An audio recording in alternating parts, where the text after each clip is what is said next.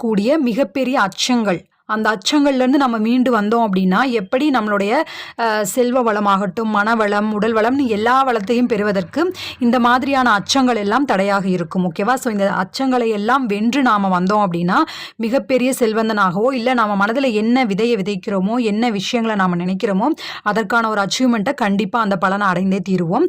இந்த மாதிரியான இப்போ நான் கீழே சொல்ல போகிற வறுமை எனும் அச்சம், விமர்சனத்துக்கு ஏற்படக்கூடிய அச்சம், ஆரோக்கியமின்மையால் ஏற்படக்கூடிய அச்சம், யாரையாவது இழந்துடுவோமோ அப்படின்ற அச்சம், முதுமை அச்சம், மரணம் அப்படின்ற அச்சம், இந்த மாதிரியான முக்கியமான 6 அச்சங்கள் இருக்குது. ஓகேவா?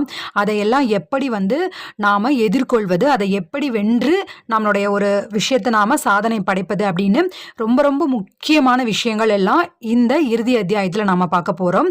ஒவ்வொரு பாகத்தையும் ஒவ்வொரு பகுதிகளாக, ஒவ்வொரு அத்தியாயமாக நாம் பார்க்கலாம். ஓகேவா? ஒவ்வொரு வீடியோஸ்லையும் ஒவ்வொரு அச்சத்தை பற்றியும், அதை எப்படி வெல்வது, அதை எப்படி